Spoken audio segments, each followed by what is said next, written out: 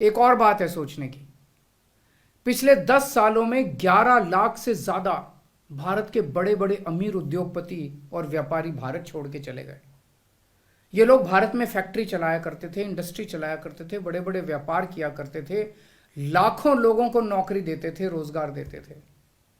ये बीजेपी की गलत नीतियों और उनके अत्याचार से तंग आके भारत छोड़ के चले गए। अगर बीजेपी को लाना ही है तो इन लोगों को वापस भारत लेके आओ ना, जो भारत छोड़ के चले गए। ये भारत आएंगे, इनके पास पैसा है, भारत में इन्वेस्ट करेंगे, नई नई फैक्ट्रियां खोलेंगे, नए नए व्यापार खोलेंगे, अपने बच्चों को रोजगार मिलेगा। ये क्या बदतमीजी है कि बांग्लादेश के, पाकिस्तान के और अफगानिस्तान के लोगों को हमारे देश में लाके बसाएंगे और उनको हमारे बच्चों के हक के रोजगार उनको देंगे। ये लोग कह रहे हैं कि 2014 के पहले आए हुए घुसपैठियों को इन नागरिकता दी जाएगी। ऐसा नहीं है, ये तो शुरुआत है। एक बार ये सिलसिला चालू हो गया, एक बार दरवाजे खुल गए तो फिर बहुत बड़ी संख्या में पाकिस्तानी और बांग्लादेश से लोग भारत में आने लगेंगे। आज बीजेपी कह रही है 2014 के पहले आए हुए लोगों को ही नागरिकता दी जाएगी। देख लेना, अगले चुनाव में ये बीजेपी वाले इस तारीख को बढ़ा के 2024 कर देंगे कि 2024 के आए हुए पहले वाले लोगों को दी जाएगी, और फिर इसे और आगे बढ़ा देंगे।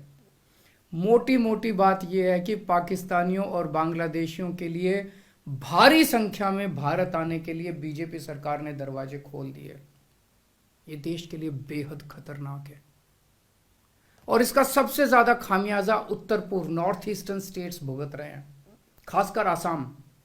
आसाम के लोगों की भाषा और संस्कृति खतरे में पड़ चुकी है, क्योंकि वहां पे बांग्लादेश से इतनी बड़ी संख्या के ऊपर इलीगल माइग्रेशन हुआ है। अब बीजेपी कह रही है कि इलीगल माइग्रेंट जो आए हैं उनको हम नागरिकता देंगे, उनको हम बसाएंगे, आसाम में बसाएंगे। आसाम के लोग बहुत नाराज हैं। एक तरह से देखा जाए तो हेमंत बिश्व शर्मा जो बीजेपी के मुख्यमंत्री हैं, उन्होंने धोखा दिया अपने लोगों को। अपने असम के लोगों की खातिर उन्हें सीए का विरोध करना चाहिए था। उन्हें कहना चाहिए था कि असम के लोगों की संस्कृति और भाषा दोनों खतरे में है, ये बिल्कुल बर्दाश्त नहीं किया जाएगा। तो दोस्तों, पूरे देश की मांग है कि सीए को वापस लिया जाए। हम किसी हालत में अपने बच्चों की नौकरियां, अपने बच्चों के रोजगार दूसरे देश के लोगों को किसी हालत में नहीं देंगे। और अगर बीजेपी नहीं मानती, तो इसको वापस नहीं लेती, तो इस चुनाव के अंदर बीजेपी के खिलाफ वोट करके आप अपना गुस्सा जाहिर कीजिए। नमस्कार।